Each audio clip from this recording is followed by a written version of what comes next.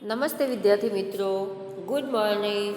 આપણે ધોરણ 7 એસએસમાં ચેપ્ટર 7 પ્રાદેશિક સંસ્કૃતિનું ઘડતર એ ગયા લેક્ચરમાં જોઈ ગયા. એમાં પ્રાદેશિક પ્રાંતીય ભાષાઓમાં મલયાલમ, બંગાળી અને ગુજરાતી ભાષાનો વિકાસ કેવી રીતે થયો તે જોયું વિદ્યાર્થી મિત્રો. હવે ભારતના કયા ઉત્સવો છે તે જોઈએ વિદ્યાર્થી મિત્રો. તો જગન્નાથ રથયાત્રા, ભારતના ઉત્સવોમાં જગન્નાથની રથયાત્રા, હોળી, લઠમાર હોળી, લોહરી, પોંગલ, ઓનમ, દિવાળી, દુર્ગાપૂજા, નાતાલ, મહોરમ, ઈદ, પતેતી. તો આવા જે મુખ્ય તહેવારો, ઉત્સવો કે તહેવારો છે તેના વિશેની માહિતી વિદ્યાર્થી મિત્રો અહીંયા જોઈએ. તો સૌ પ્રથમ કયો ઉત્સવ છે? જગન્નાથ કે અષાઢી બીજના દિવસે આપણે જગન્નાથની રથયાત્રા પુરીમાં જે થાય છે ત્યાં તો ટીવીમાં જોતા હોઈએ છીએ વિદ્યાર્થી મિત્રો, કારણ કે ઉત્તર પ્રદેશમાં આવેલું સ્થળ છે. પરંતુ અમદાવાદની જે રથયાત્રા છે તે અમુક લોકોએ જોયેલી છે, અમુક લોકો ટીવીમાં પણ જોતા હશે. તો જુઓ વિદ્યાર્થી મિત્રો કે જગન્નાથનો તહેવાર, રથયાત્રાનો તહેવાર કેવી રીતે મનાવવામાં આવે છે, જેની સાથે ધાર્મિક સંપ્રદાયો પણ જોડાયા છે. જગન્નાથની રથયાત્રા સાથે ધાર્મિક સંપ્રદાયો, જુદા જુદા જે સંપ્રદાયો છે, જુદા જુદા ધર્મો પણ છે, એ જગન્નાથની રથયાત્રામાં પણ જોડાયેલા છે. જેમાં ઓરિસ્સાના પુરીમાં આવેલા જગન્નાથ સંપ્રદાય સુવિખ્યાત છે. એમ કે તમે જોજો વિદ્યાર્થી મિત્રો, અત્યારે તો આખા એક જ સ્થળ એવું નથી કે જ્યાં રથયાત્રા નહીં નીકળતી હોય. હા, આ વખતનો આપણો સમય એ પ્રકારનો હતો કે જેથી કરી અને રથયાત્રાનો વધારે પડતો માહોલ બતાવવામાં આવ્યો ન હતો.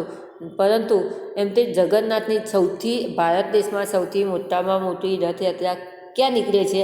જગન્નાથમાં.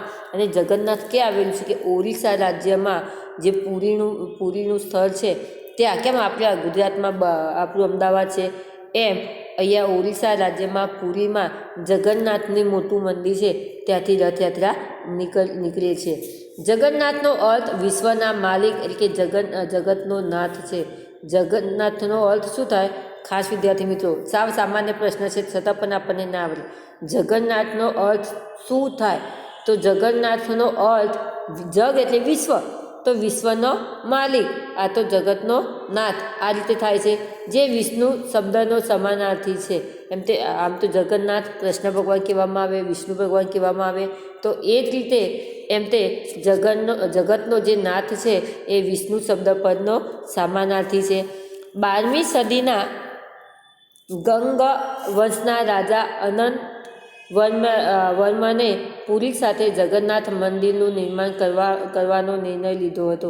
ખાસ વિદ્યાર્થી મિત્રો, જગન્નાથનું મંદિર કઈ સદીમાં કોને બંધાવ્યું? પ્રશ્ન તમારે આવે તો જગન્નાથનું મંદિર કઈ સદીમાં? તો 12મી સદીના ગંગ વંશના. કયો વંશ?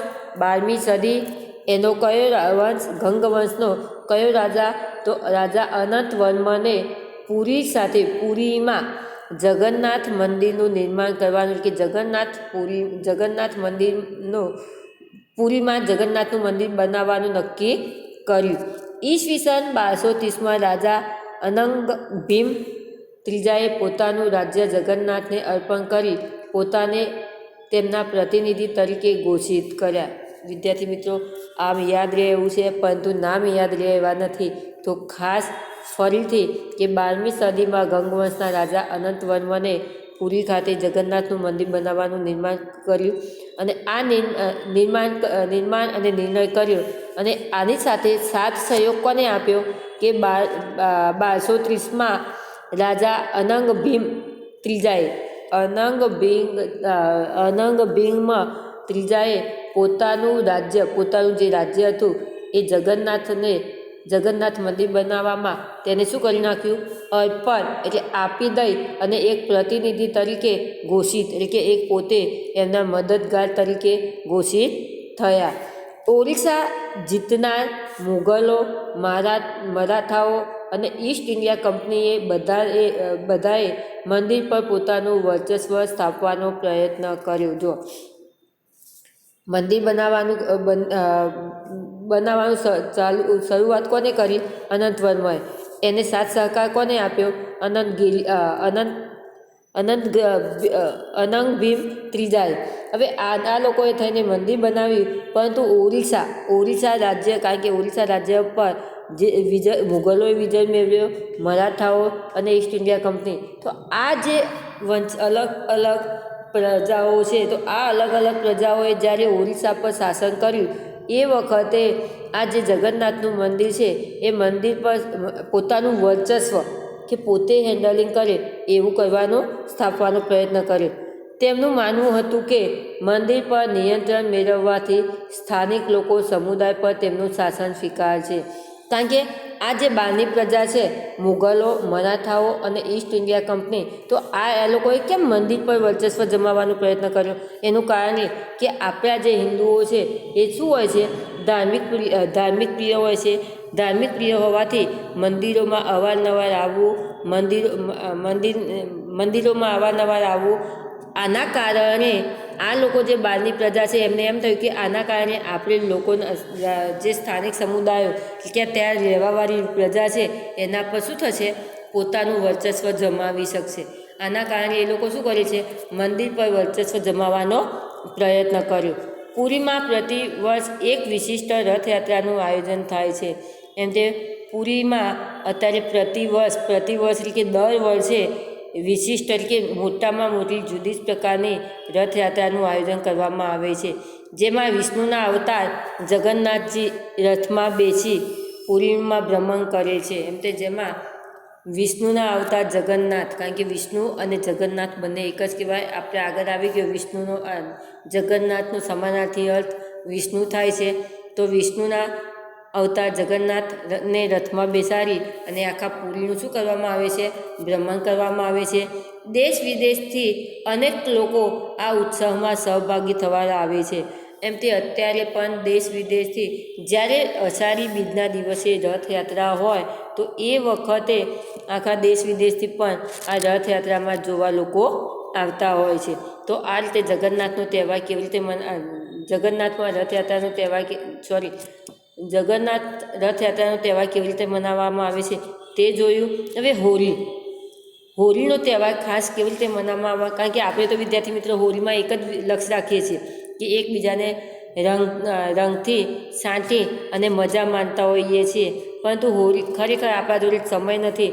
જો આપણે આમને સામને વિદ્યાર્થી મિત્રો હોય તો હોળીની એક દંતકથા છે, ફક્ત પહેલાંની, અને તમે લોકોએ સાંભળી પણ હશે. હોળીનો તમારી ગુજરાતીમાં નિબંધ આવે છે, તો આના લીધે પણ તમે થોડી માહિતી મેળવીએ છીએ. પરંતુ હોળીનો તહેવાર વધારે પૂરતો કોણ ઉજવે છે? રાજસ્થાને. તો રાજસ્થાનમાં હોળીનો તહેવાર સૌથી વધારે ઉજવવામાં આવે છે. તો જો હવે હોળી વિશે જાણીએ.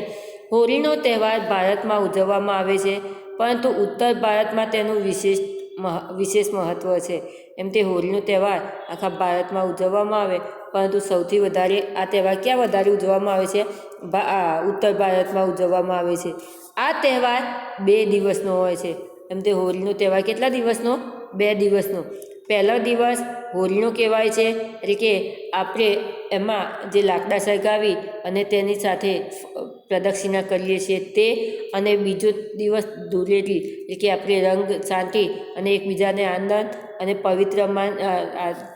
એકબીજાને રંગ સારી અને શું કરીએ છીએ, મજા માણીએ. આ રીતે 2 દિવસનો હોય છે. આ દિવસને આસુરી શક્તિ પર સાત્વિક શક્તિના વિજય તરીકે ઉજવવામાં આવે છે. ખાસ વિદ્યાર્થી મિત્રો, આપણને માત્ર એટલું જ કે હોળીનો તહેવાર કેવી રીતના ઉજવવામાં આવે છે, પરંતુ આસુરી શક્તિ પર સાત્વિક શક્તિ. આસુરી શક્તિ પર સાત્વિક શક્તિ એટલે કે રાક્ષસો. આસુરી એટલે કે રાક્ષસો, કારણ કે પહેલાં ભક્ત જે હતો એનો પિતા હિરણ્યકશિપુ, તો એ શું હતો, પોતાનું વર્ચસ્વ માત્ર હું પોતે જ ભગવાન છું એ રીતે માનતો હતો. અને આના કારણે તે આસુરી શક્તિ એટલે કે પોતાની શક્તિ બતાવવા માગતો હતો. ને એના પર સાત્વિક એટલે કે સત્યની શક્તિ. હંમેશા ઈશ્વર પર નિષ્ઠા રાખવાવાળો હંમેશા તેની જીત થતી હોય છે. પોતાના પર વર્ચસ્વ રાખવાવાળો જીતી શકતો નથી. તો આસુરી એટલે કે રાક્ષસી શક્તિ ઉપર સત્યની શક્તિનો વિજય થતો હોય છે. આ એનું મેઇન મહત્ત્વ છે. કારણ કે વિદ્યાર્થી મિત્રો, પરીક્ષામાં તમારે પ્રશ્ન આવે કે હોળીના તહેવારમાં કેવી રીતે કઈ રીતે વિજય તરીકે ઉજવવામાં આવે છે કે કોના વિજય પર ઉજવવામાં આવે છે? તો આસુરી શક્તિ પર સાત્વિક શક્તિનો વિજય તરીકે ઉજવવામાં આવે છે. આ દિવસે સાંજના સમયે હોળીનું પૂજન કરી હોળી પ્રગટાવવામાં આવે છે અને ધૂળેટીના દિવસે એકબીજા પર રંગો સારી ઉજવણી કરવામાં આવે છે. એમ તે હોળીના દિવસે સાંજના સમયે હોળીનું પૂજન કરવામાં આવે છે અને તેને પ્રગટાવી અને તેની પ્રદક્ષિણા કરવામાં આવે છે. જ્યારે ધૂળેટીના દિવસે એકબીજા પર રંગો સાંટી અને તેની ઉજવણી કરવામાં આવે છે. હવે કારણ કે રથયાત્રાથી આપણે પરિચિત હતા વિદ્યાર્થી મિત્રો, હોળીથી પરિચિત હતા, પરંતુ લઠમાર હોળી કઈ જગ્યાએ ઉજવવામાં આવે છે, કેવી રીતે હોય છે તે વિદ્યાર્થી મિત્રો આપણા માટે શબ્દ નવો છે તો જોઈએ કે લઠમાર હોળી બરસાના એટલે કે લઠમાર હોળી બરસા કઈ જગ્યાએ ઉજવવામાં આવે છે અને કેવી રીતે ઉજવવામાં આવે છે. તો બરસાના એટલે કે ઉત્તર પ્રદેશમાં ઉજવાતી હોળી લઠમાર હોળી તરીકે પણ જાણીતી છે. ખાસ વિદ્યાર્થી મિત્રો, લઠમાર હોળી કઈ જગ્યાએ જાણીતી છે? તો લઠમાર હોળી ઉત્તર પ્રદેશમાં લઠમાર તરીકે ઉજવાતી હોળી જાણીતી છે. બરસાના રાધાજીનું જન્મસ્થાન છે. અહીં હવે કેવી રીતના ઉજવવામાં આવે છે? તો જુઓ, બરસાના રાધાજીનું જન્મસ્થાન છે. અહીં નંદગામ શ્રી કૃષ્ણની ભૂમિના પુરુષો બરસાની સ્ત્રીઓ સાથે હોળી રમવા આવે છે અને રાધાજીના મંદિર પર ધજા ચડાવવાનો પ્રયત્ન કરે છે. ખાસ વિદ્યાર્થી મિત્રો, આપણે અહીંયા સમજવાનું છે કે બરસાના રાધાજીનું મંદિર ઉત્તર પ્રદેશમાં આવેલું કયું સ્થળ છે? બરસાનું સ્થળ. તો બરસાના સ્થળમાં રાધાજીનું જે મંદિર છે એ રાધાજીના મંદિરમાં જે નંદગામ કારણ કે બરસા અને નંદગામ બંને બાજુ છે. તો બરસામાં રાધાજીનું મંદિર છે અને ત્યાંથી નંદગામના એટલે કે શ્રી કૃષ્ણની ભૂમિ, નંદગામ એટલે કે મથુરાની આજુબાજુનો વિસ્તાર, તો નંદગામ એટલે કે શ્રી કૃષ્ણની જે ભૂમિ છે ત્યાંના જે પુરુષો જે છે એ પુરુષો બરસાની સ્ત્રીઓ સાથે, નંદગામના પુરુષો બરસાની સ્ત્રીઓ સાથે હોળી રમવા આવે છે. એટલે કે નંદગામના પુરુષો બરસાની સ્ત્રીઓ સાથે ત્યાં હોળી રમવા માટે આવે છે અને રાધાજીના મંદિર પર ધજા ચડાવવાનો પ્રયત્ન કરે છે. અને ત્યાં રાધાજીનું જે મંદિર છે ત્યાં શું કરે છે? ધજા ચડાવવાનો પ્રયત્ન કરે છે. સ્ત્રીઓ દ્વારા લઠ એટલે કે જાડી લાકડીથી પુરુષોનું સ્વાગત કરવામાં આવે છે.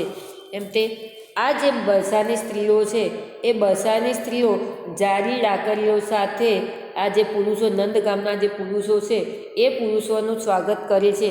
તેથી આ હોળી લઠમાર હોળી તરીકે ઓળખાય છે. ખાસ વિદ્યાર્થી મિત્રો, પરીક્ષા માટે પણ મોસ્ટ આઈએમપી કે લઠમાર હોળી કેવી રીતે ઉજવવામાં આવે છે?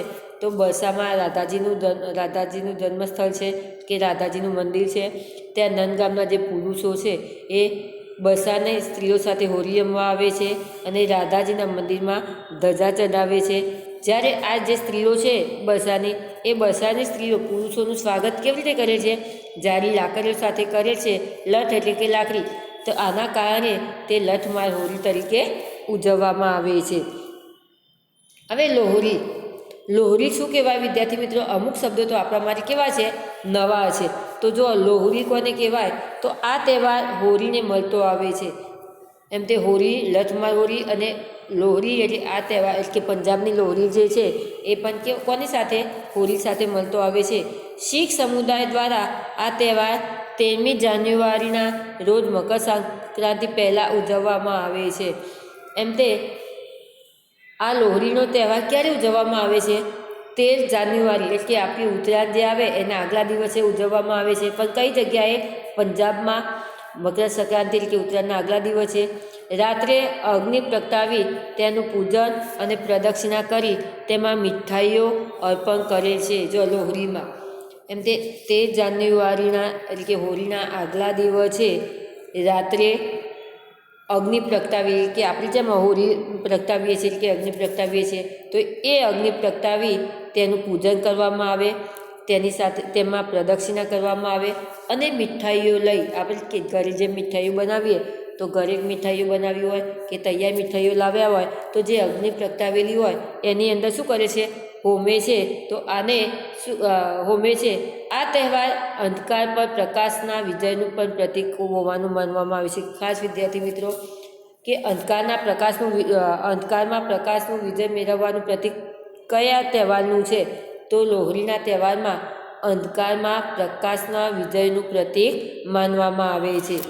આ તહેવાર પંજાબ, હરિયાણા અને દિલ્હીના આસપાસના વિસ્તારોમાં વસતા શીખ સમુદાય દ્વારા હર્ષોલ્લાસથી ઉજવવામાં આવે છે.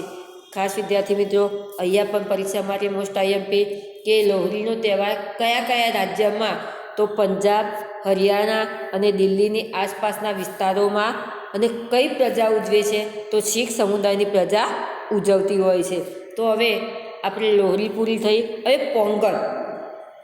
પોંગલ કોને કહેવાય તે વિદ્યાર્થી મિત્રો આપણે જોઈએ તો પોંગલ એ તમિલનાડુ રાજ્યનો મુખ્ય તહેવાર છે. પોંગલ કઈ રાજ્યનો? તમિલનાડુ રાજ્યનો એમ તે મુખ્ય તહેવાર છે. તમિલનાડુ ઉપરાંત કર્ણાટક અને આંધ્રપ્રદેશમાં પણ આ તહેવાર મનાવવામાં આવે છે. એમ તે તમિલનાડુ તો ખરા જ, પરંતુ તેની સાથે સાથે કર્ણાટક અને આંધ્રપ્રદેશમાં પણ પોંગલનો તહેવાર ઉજવવામાં આવે છે. હવે પોંગલનો તહેવાર કેવી રીતના ઉજવવામાં આવે છે તો જોયો વિદ્યાર્થી મિત્રો, પોંગલની ઉજવણીથી તમિલ મહિના થઈ જાન્યુઆરી મહિનાના મધ્યભાગના પ્રથમ દિવસે કરવામાં આવે છે. અને આ દિવસે પોંગલ નામની વાનગી બનાવવામાં આવે છે. તો ખાસ વિદ્યાર્થી મિત્રો પોંગલનો તહેવારમાં એમ તે જાન્યુઆરી મહિનાનો મધ્યભાગ એટલે કે બરાબર આપણી ઉત્તરાયણ આવે એનો જ સમય, અને એ દિવસે લોકો આ પોંગલનો તહેવાર ઉજવે છે. અને પોંગલનો તહેવાર માત્ર શું કરે છે, એને પોંગલની વાનગી બનાવી અને એને ઉજવવામાં આવે છે. હવે આ પોંગલની વાનગી કેવી રીતના બનાવવામાં આવે એ જો વિદ્યાર્થી મિત્રો આપણને નીચે આપેલું છે કે તમિલ ભાષામાં પોંગલનો અર્થ થાય છે ઉકાળવું. જો આપણને તો એમ થતું છે વિદ્યાર્થી મિત્રો કે કંઈક નવી વાનગી છે, પરંતુ તમિલ ભાષામાં પોંગલનો અર્થ શું થાય છે? ઉકાળવું. ચોખા, મગની દાળ, દૂધ અને ખાંડને વાસણમાં ઉકાળીને પોંગલ બનાવવામાં આવે છે. આ વાનગી પીણુંને સુકન ગણવામાં આવે છે. જો પોંગલનો તહેવાર તમિલનાડુ, કર્ણાટક અને આંધ્રપ્રદેશમાં મનાવવામાં આવે છે. આ તહેવાર ક્યારે ઉજવવામાં આવે છે? જાન્યુઆરીના મધ્યભાગમાં એટલે કે ઉત્તરાયણની આસપાસ ઉજવવામાં આવે છે. હવે એમાં ખાસ પ્રકારની વાનગીમાં માત્ર એક પીણું જ બનાવવામાં આવે, અને એ પીણું એ લોકો બધા ભેગા થઈને પીવે એટલે પોંગલનો તહેવાર ઉજવ્યો કહેવાય. તો પોંગલનો અર્થ શું થાય? ઉકાળવું. ખાસ વિદ્યાર્થી મિત્રો તમારા જીકે માટે અને તમારા ટૂંકા પ્રશ્ન માટે આવે તો ઉકાળવું. અને એ ઉકાળવામાં કઈ કઈ વસ્તુઓ ઉકાળે છે? ચોખા, મગની દાળ અને દૂધ અને ખાંડ, એટલે કે દૂધને ખાંડમાં ચોખા અને મગની દાળ ભેગી કરી અને મિશ્રણ કરી અને ઉકાળી અને પોતે એક સુકનની વસ્તુ તરીકે શું કરતા હોય છે? લેતા હોય છે. તો આ રીતે એમ તે પોંગલનો તહેવાર ઉજવતા હોય છે. હવે ઓનમ, કારણ કે ઓનમ તો વિદ્યાર્થી મિત્રો લગભગ તમે ઓનમથી જાણીતા હશો અને ઓનમ શબ્દ પણ સાંભળ્યો છે. માત્ર આપણે 3 શબ્દોથી અજાણ હતા, લઠ્ઠમાર હોરી, લોહરી અને પોંગલ. આ આપણા માટે કેવા શબ્દો હતા? નવા હતા. બાકી તો આપણા શબ્દો જાણીતા જ છે વિદ્યાર્થી મિત્રો. હવે ઓનમ કેરળમાં ઉજવાતો મહત્ત્વનો તહેવાર છે. એમ તે ઓનમનો જે તહેવાર છે એ કયા રાજ્યમાં? કેરળમાં ઉજવવામાં આવે છે. ઓનમ મલયાલમ કેલેન્ડરના પ્રથમ મહિના એટલે કે ઓગસ્ટ-સપ્ટેમ્બર મહિનામાં 10 દિવસ સુધી ઉજવાતો તહેવાર છે. જો વિદ્યાર્થી મિત્રો આપણે દિવાળી કરતાં વધી ગયો આ તો તહેવાર તમારો, કે ઓનમનો તહેવાર ક્યારે ઉજવવામાં આવે છે? કેરળ રાજ્યમાં. પરંતુ ઓનમ મલયાલમ કેલેન્ડરના, આપણું ગુજરાતનું કેલેન્ડર નહીં પણ એમનું ઓનમનું અને મલયાલમનું જે કેલેન્ડર હોય એના પ્રથમ મહિના આપણા ગુજરાતી મહિના, ઇંગ્લિશ મહિના તો વિદ્યાર્થી મિત્રો બધાના સરખા જ આવે છે. ઇંગ્લિશ મહિના પ્રમાણે ત્યાં ને અહીંયા બધું સરખું આવે, પરંતુ ગુજરાતી મહિના બધાના કેવા આવતા હોય છે? અલગ અલગ આવતા હોય છે. એક વિદ્યાર્થી મિત્રો તમને જો અમદાવાદમાં રહેતા હોય તો તમારી આજુબાજુ આઉટ સ્ટેટના લોકો તો તમે પૂછી જોજો એ લોકોને કે આપણે પૂનમથી નહીં, આપણે અમાસથી ગુજરાતી માસ બદલાય, જ્યારે એ લોકોને પૂનમથી મહિનો બદલાતો હોય છે. ખાસ હિન્દી આઉટ સ્ટેટવાળાને તમારે પૂછવું તો એ લોકો પૂનમથી મહિનો બદલે અને આપણે ક્યારે બદલતા અમાસથી બદલતા હોઈએ છીએ. તો અહીંયા આ લોકો શું કહે છે, એમનું જે કેલેન્ડર છે તો કેલેન્ડર પ્રમાણે પ્રથમ મહિનાના ઓગસ્ટ સપ્ટેમ્બર એમ તે ઓગસ્ટ ને સપ્ટેમ્બર જ્યારે મહિનો આવે તો એ વખતે એમના જે 10 દિવસ સુધીના ઓગસ્ટના અને સપ્ટેમ્બરના જે 10 દિવસ સુધીમાં આ તહેવાર ઉજવે છે. ફૂલોની સજાવટ, વિવિધ વાનગીઓ, નૃત્યોની રમઝટ અને નૌકા સ્પર્ધા આ તહેવારની વિશેષતા છે. કારણ કે એ વખતે લગભગ વરસાદ ઓછો થઈ ગયેલો હોય ઓગસ્ટ અને સપ્ટેમ્બરમાં, તો એ વખતે એમ તે 10 દિવસ સુધી આ તહેવાર ઉજવવામાં આવે અને એમાં 10 દિવસ સુધીની ઉજવવાનામાં ફૂલોની સજાવટ, ફૂલોથી આપણે કેમ ફૂલો અને તોરણોથી ઘર સજાવીએ છીએ દિવાળીમાં, એ રીતે અહીંયા એમ તે 10 દિવસમાં શું કરે, ફૂલોની સજાવટ કરે. ત્યારબાદ વિવિધ વાનગીઓ, નૃત્યોની રમઝટ અને નૌકા સ્પર્ધા આ તહેવારોની વિશેષતા છે. નૌકા સ્પર્ધા વલ્લમકાલી તરીકે ઓળખાય છે. એમ તે નૌકા સ્પર્ધા જે છે એ વલ્લમકાલી સ્પર્ધા તરીકે ઓળખાય છે. આ તહેવારમાં સાદિયા નામનું ભોજન લેવામાં આવે છે. એમ તે નૌકા સ્પર્ધા વલ્લમકારી તરીકે ઓળખવામાં આવે છે અને આ તહેવારમાં સાદિયા નામનું ભોજન એમ તે લેવામાં આવે છે. તો વિદ્યાર્થી મિત્રો, અહીંયા આપણે અમુક તહેવારો વિશે જાણ્યા. હજી તહેવારો થોડા બાકી છે, એના વિશે આવતા લેક્ચરમાં જોઈશું. ધન્યવાદ.